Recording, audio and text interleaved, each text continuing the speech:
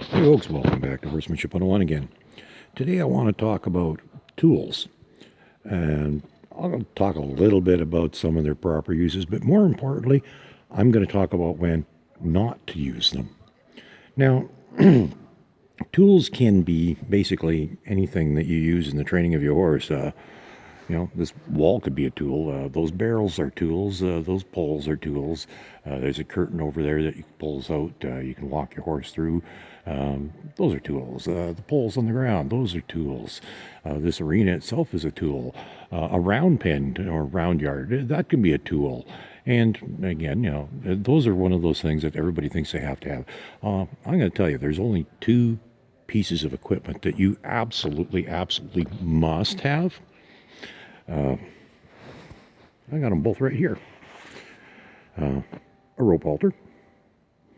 And this is a lead rope, but for training purposes, I wouldn't use that. What I would use, and what I usually do, this is mine, it's a piece of rope.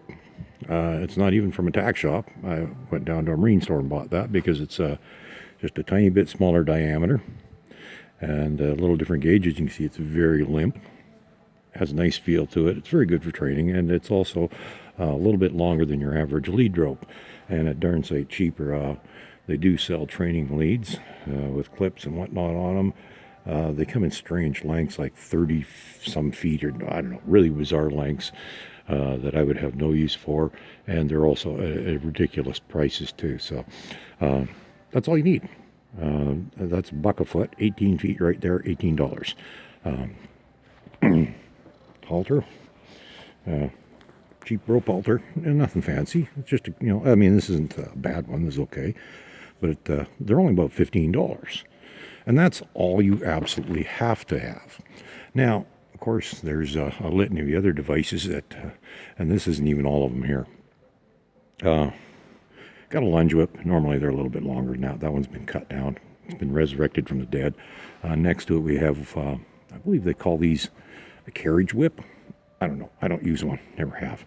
I have no idea. This is a training stick, also known as stick and string, or if you're into Pirelli, he refers to them as a carrot stick. I don't know. Well, I suppose this one's orange, so I don't know who left this one here. That's not mine. And I don't think I would. I used to use one, but I had a homemade one. It was actually much lighter. That one's actually quite heavy. I can't see that being a great thing to use.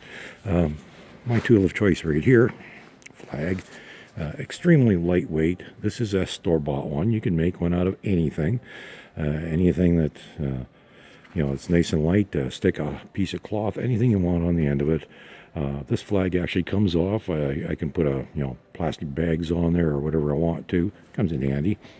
And I want to talk a little bit about when it's time to quit using your tool. You see, I'll use my flag as an example because it's my favorite tool of choice. Now, if the horse doesn't respond when you first pick up the lead and you want it to move, you give it a flag. There's a couple of ways of doing it, but ultimately this will be your last way of upping the pressure. And eventually the horse doesn't need that anymore. You don't have to snap your flag beside the horse to get it to move. All you got to do is raise your arm with lead in hand. I don't have it right now, but raise your arm with lead in hand, and the horse moves off suggestion. You don't even have to tighten up the lead. At that point, you do not use this anymore. You don't use it if you don't have to. I always said you use as much force as necessary, but you never use any more than necessary. And that's the whole thing about these tools, any of them, whichever one you choose to use and why you're using it. You got to know when it's no longer needed and when to stop using it. Now, the flag, it's really light. It's not a big deal to carry it around with me. I keep it beside me, close to me like that. And when I'm not using it, I just keep it there. And quite a while after I no longer need it, I'll keep it there. It's handy. It's there if I have to escalate the pressure to get the horse to do something. I can use it. But when it gets to a point where I don't need it anymore, eventually it's going to come over here. It's going to go there. And we're never going to use it again on that particular horse. And that's the way tools should be used. They're meant to be used in a certain way that you don't continually use them all the time. I've watched people now nag their horses with tools. This one here was one I saw somebody using one day. They were in here, they were lunging their horse, and they were running around tapping it on the butt constantly. Should never have to do that. Once the horse moves initially and learns that when you pick up that lead that you want it to move, you should never use that tool again. Like I said, using them properly, and if it's a life and death situation, if it's you or the horse, whack at one. These things here are known by certain people to be used that way. Quite often, I've never hit a horse. I don't like it. I don't think it's necessary, but it may come time. It has to happen. If it does, you do it, okay? If you have to, you break a 2x4 over the head. But if you don't have to, you don't.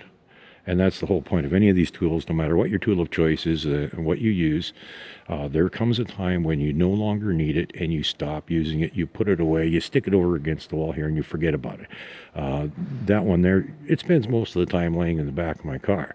It rarely gets used. Today I have it out because I was working with a new horse, and so I needed to use it.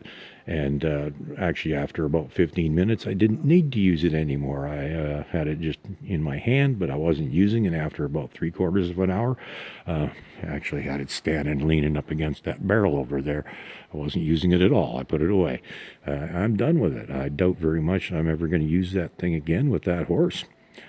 So I've gotten about 15 minutes of use out of it, and it's no longer being used anymore, and it's going to get put away, and that's where it's going to stay until the next time it's actually needed, because if you don't need to use it, you don't use it. Otherwise, the horse becomes dull to it, it learns to ignore it, and it just gets annoyed with you, because basically if you keep waving that flag at it, or you keep tapping it with that whip or whatever, or that training stick, you're just annoying the horse. You're nagging it, and pretty soon it's just going to get annoyed with you, and then you're just going to actually be creating problems instead of solving them. So tools, right ways to use them. You don't hit a horse with them ever.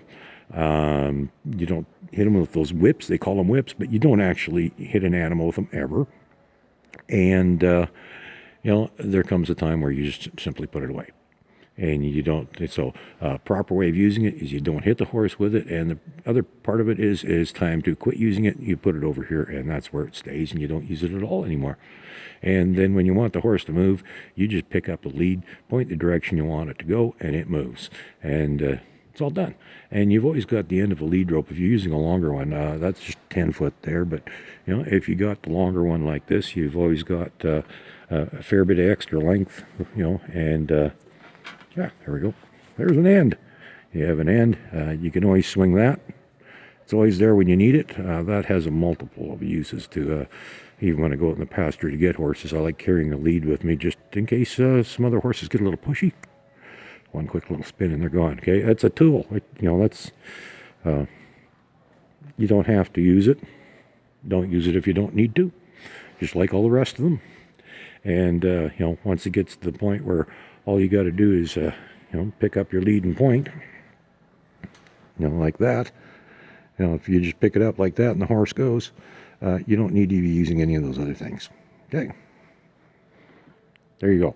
That is the proper use of tools, is knowing when no longer to use them. Okay. Have a good day, folks.